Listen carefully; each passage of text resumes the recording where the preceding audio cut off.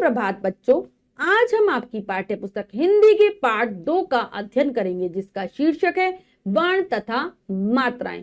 तो चलिए पाठ को पढ़ते हैं और जानते हैं हिंदी भाषा में वर्ण किस प्रकार से होते हैं, वर्णों का हम किस प्रकार से प्रयोग करें और जानेंगे वर्णों की मात्राओं के विषय में भी। तो चलिए पाठ को पढ़ते हैं और जानते हैं सभी बातों को विस्तार पूर्वक।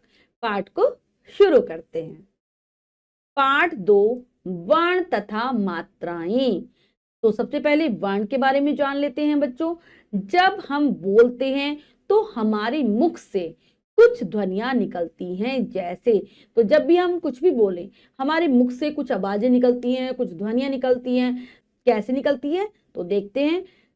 सपेरा शब्द की ध्वनियां हैं। हमने एक शब्द बोला सपेरा, तो इसमें जो ध्वनियां आई हैं वो है स जमा अ जमा प जमा ए जमा रा जमा आ और बन गया सपेरा। ऐसे ही एक शब्द है बारिश। बारिश शब्द की ध्वनियां हैं ब जमा अ जमा र जमा ई जमा श जमा आ, बना बारिश। इसके बाद अगला शब्द है चूहा।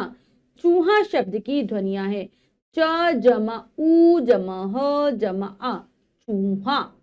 नेक्स्ट है जोकर शब्द। जोकर शब्द की ध्वनियां हैं ज जमा ओ जमा क जमा अ जमा र जमा आ, बना जोकर। आपने देखा कि उपरोक्त शब्द अनेक ध्वनियों से मिलकर बने हैं। ये ध्वनियां भाषा की सबसे छोटी इकाई है। तो हमने बच्चों 3 या 4 शब्दों को पढ़ा और हमने ये बात जानी कि जितने भी शब्द हैं सब अनेक ध्वनियों को मिलाकर बनाए गए हैं। और ये जो ध्वनियां हैं ये भाषा की सबसे छोटी इकाई होती है, हम इनके टुकड़े नहीं कर सकते। भाषा की वे छोटी से छोटी ध्वनि जिसके और खंडन न किए जा सके वर्ण कहलाती है। वो छोटी से छोटी ध्वनि, वे छोटी से छोटी आवाज जिसके हम टुकड़े नहीं कर सकते, वही वर्ण कहलाती है।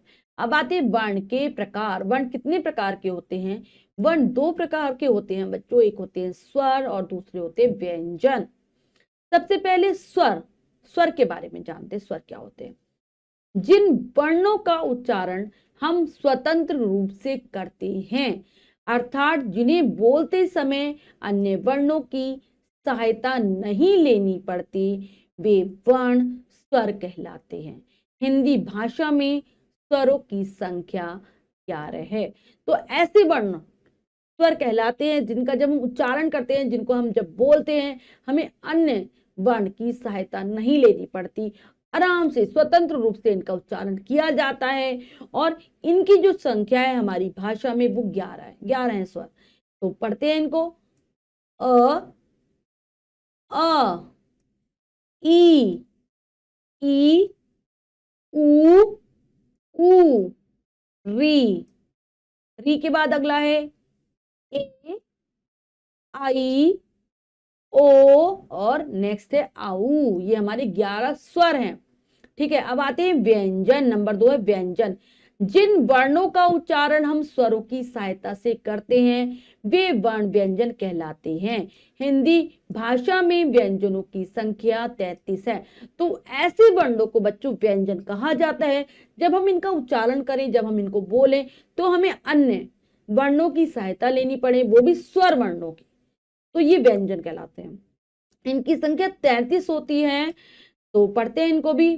क ख ग घ और अंगा, च छ ज झ इया, ट ठ ड ढ ण, त थ द ध न।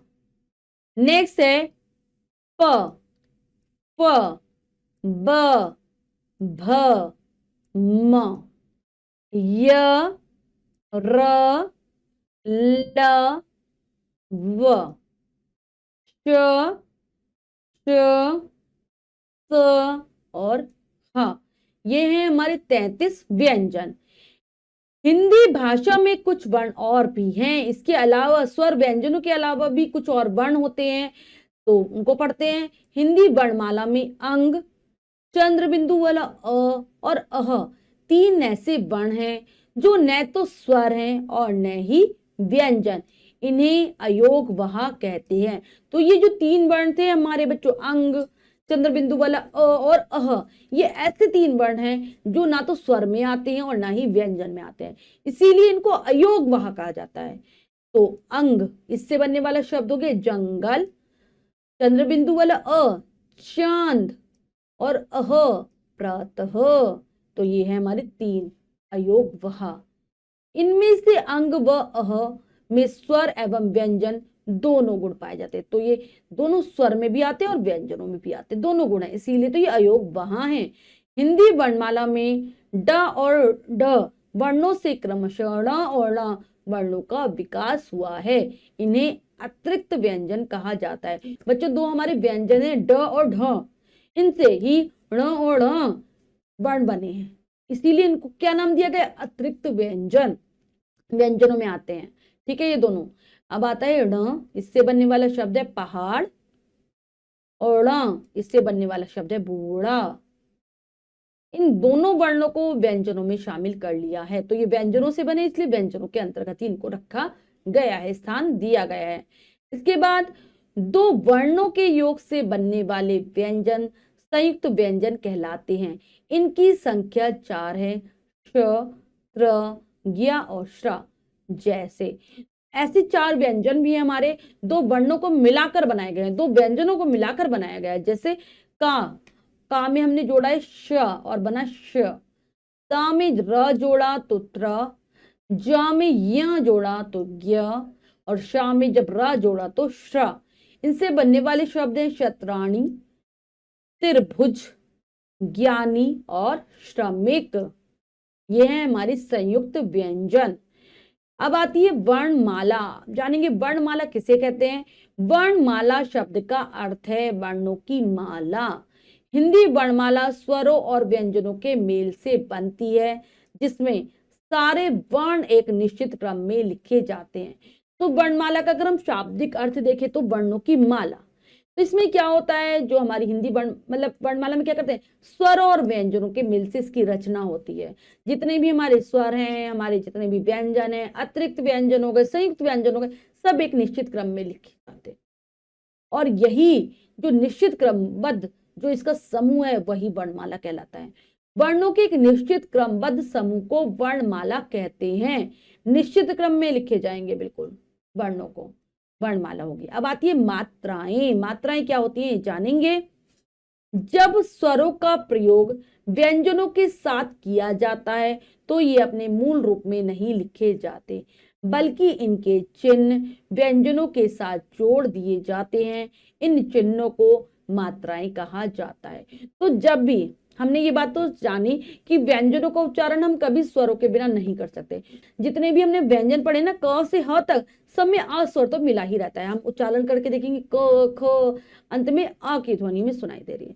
इसके अलावा जो अन्य स्वर हैं, जब भी हम उनको व्यंजनों के साथ मिलाकर लिखते हैं तो वो अपने जैसे रूप में होते वैसे नहीं लिखे जाएंगे, बल्कि अपना रूप बदल लेंगे, कुछ चिन्हों के रूप में ये लिखे जाएंगे। और ये चिन्ह जब व्यंजनों के साथ जोड़ दिए जाएं तो इन चिन्हों को ही मात्राएं कहा जाता है। व्यंजनों के साथ लगने वाले स्वरों के विशेष चिन्ह मात्राएं कहलाते हैं। तो अब हम स्वरों की मात्राएं इस प्रकार है, मतलब हम स्वरों की मात्राएं यानी कि उनके चिन्हों को जानेंगे एक तालिका के माध्यम से। तो यहाँ पर हैं कॉलम बने हुए हैं। सबसे पहले में स्वर लिखे हैं, फिर मात्राएं लिखी हैं, फिर स्वरों व उनकी मात्राओं के साथ व्यंजन लिखे हुए हैं, फिर मात्रा युक्त जो शब्द बनाए गए हैं वो पढ़ते हैं सभी को। हमारा जो अ स्वर है इसकी कोई मात्रा नहीं होती है। न जमा अ बराबर न, तो हर व्यंजन में जुड़ा होता है। जैसे यहाँ पर आपको न बना के दिखा है, ऐसे ही हर व्यंजन में जुड़ा है। और इससे बनने वाले शब्द हो गए नल, नर। फिर आ स्वर की इस प्रकार की मात्रा होती है बच्चों, खड़ी पाई के रूप में, डंडे के रूप में। न जमा अ बराबर ना बना। और इससे बनने वाले शब्द नाग और नाक। नेक्स्ट है ई, ऐसे लगती है ई की मात्रा बच्चों, न जमा ई बराबर नी, निकट, निडर। ई की मात्रा इस प्रकार से लगेगी, न जमा ई बराबर नी, नीम और नीरज, इससे बनने वाले शब्द। नेक्स्ट आते ऊ, ऊ की मात्रा हमेशा किसी भी व्यंजन के नीचे लगती है। न जमा ऊ नु, नुन खरा नुकसान। नेक्स्ट है ऊ की मात्रा भी व्यंजन के नीचे लगती है। न जमा ऊ नु, नूतन नूर।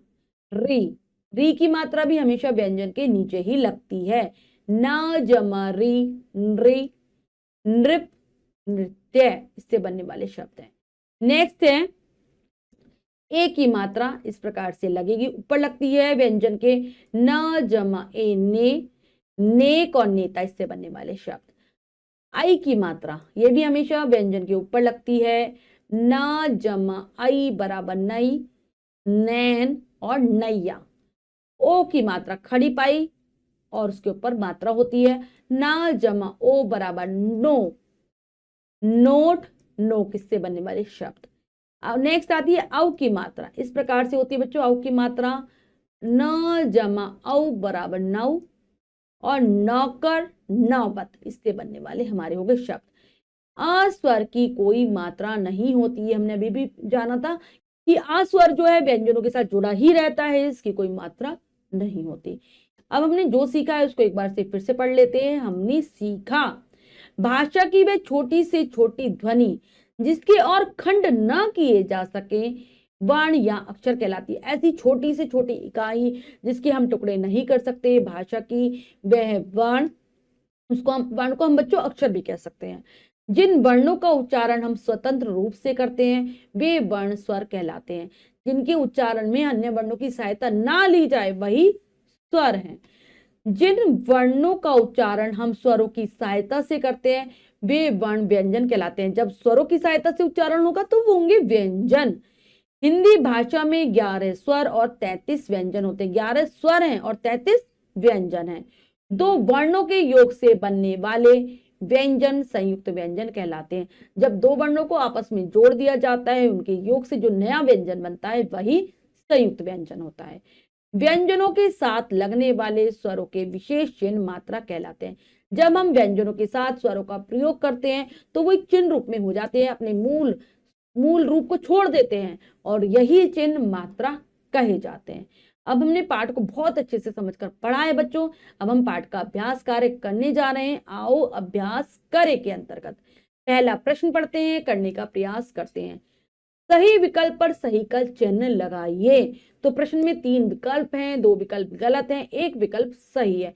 हमें सही विकल्प को चुनना है, सही का निशान लगा देना है। करते हैं। किन वर्णों का उच्चारण हम स्वतंत्र रूप से करते हैं? स्वरों का, व्यंजनों का, ए एवं बी दोनों का। तो हम स्वरों का उच्चारण जब हम करते हैं तो वो हमारा होता है स्वतंत्र रूप से। हिंदी भाषा में व्यंजनों की संख्या है 11, 33, 44। तो ये है 33। इनमें से अतिरिक्त वर्ण कौन सा है? श्र, ज्ञ, ण। ये जो ण है बच्चों ये अतिरिक्त वर्ण है। हिंदी वर्णमाला किनके मेल से बनती है? स्वरों के, व्यंजनों के, ए एवं बी दोनों के। तो ये दोनों के योग से बनती है। सी विकल्प हमारा सही हो जाएगा। नेक्स्ट है रिक्त स्थानों की पूर्ति कीजिए। तो बच्चों यहाँ पर कुछ वाक्य हैं अधूरे हैं, हमें उचित शब्दों से उन्हें भरना है, पूरा करना है, करते हैं। तो रिक्त स्थान का उच्चारण स्वरों की सहायता से किया जाता है। तो हम किसका उच्चारण करते हैं? व्यंजनों का जो उच्चारण है वो स्वरों की सहायता से किया जाता है। हिंदी भाषा में ये जो अ है चंद्र बिंदु वाला, इसको क्या कहते हैं हम? अयोग वह कहते हैं। नेक्स्ट है वर्णमाला में सारे वर्ण, जितने भी वर्ण होते हैं वो सारे वर्ण एक निश्चित क्रम में लिखे जाते हैं। हिंदी वर्णमाला स्वर और व्यंजन के मेल से बनती है। नेक्स्ट है व्यंजनों के साथ लगने वाले स्वरों के विशेष चिन्ह मात्रा कहलाते हैं। ये हो गया। इसके बाद है शब्दों की छोटी से छोटी ध्वनियां लिखिए। तो यहाँ पर हमें जो शब्द लिखे हैं उनको अलग अलग करके लिखना है, उनको तोड़कर लिखना है, ठीक है। जैसे सूरज, स जमा, कौन सा ऊ है? बड़ा ऊ। स जमा ऊ जमा र जमा अ जमा ज जमा बन गया सूरज। ऐसे ही बैलगाड़ी को लिखेंगे ब जमा आई जमा ल जमा जमा ग जमा अ जमण। जमा क्या आ जाएगा, ई की मात्रा लगी है तो जमा ई। नेक्स्ट है सैनिक, स जमा आई जमा न जमा ई जमा क जमा बन गया सैनिक। कोयल में क जमा ओ जमा य जमा अ और जमा ल जमा आ, बन गया कोयल। नेक्स्ट है मोरनी, म जमा ओ जमा र जमा अ जमा न और जमा ई, मोरनी। गिलास को बनाएंगे ग जमा ई जमा ल जमा अ और जमा स जमा बन गया गिलास। नेक्स्ट है स्वरों की मात्राएं लगाकर कोई दो दो शब्द लिखिए। तो हमें ई की लगानी है किला और मिला। आ की लगाएंगे राम तारा। ऊ की लगाएंगे कुदाल सुंदर। बड़ी ऊ की लगाएंगे कूप कूप रूप। आई की लगाएंगे मैला मैल। री की लगाएंगे कृषि और नृप। ठीक है, तो बच्चों ये कार्य हमने अच्छे से समझकर पूर्ण कर लिया है। इसके बाद जो भी कार्य दिया गया है वो आपको स्वयं करना है सुंदर अक्षरों में अपनी अभ्यास पुस्तिका में। बच्चों आज हमने पाठ के माध्यम से जाना कि किस प्रकार से हम भाषा के अंतर्गत वर्ण और वर्णमाला का प्रयोग करते हैं, वर्णों को किस प्रकार से क्रम में लिखा जाता है, वर्ण किस प्रकार से प्रयोग किए जाते हैं और वर्णों के कितने प्रकार होते हैं। आशा करती हूँ यह पाठ आपको बहुत अच्छे से समझ आ गया होगा। पाठ को फिर से जरूर पढ़ेंगे। मिलते हैं अगली कक्षा में नए पाठ के साथ। तब तक के लिए स्वस्थ रहिए, प्रसन्न रहिए। धन्यवाद।